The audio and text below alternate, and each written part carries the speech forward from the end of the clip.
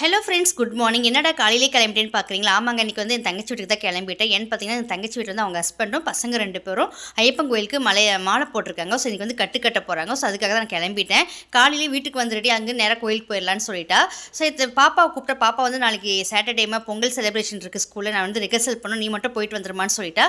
So பாப்பா வரத்துக்குள்ளே போயிட்டு வந்துடலான்னு தான் நான் கிளம்பினேன். வீட்டு இதுதான் தங்கச்சி வீடு. ஸோ போய் பார்த்தா அங்கே தங்கச்சி எல்லா வேலையும் அவளே முடிச்சு வச்சிருந்தா.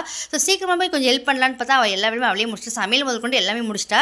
எப்பவுமே வருஷம் அம்மா வருவாங்க. ஸோ இந்த வருஷம் வர முடியல, அம்மாவோட சிச்சுவேஷன் சரியில்லை. ஸோ அம்மா வரல.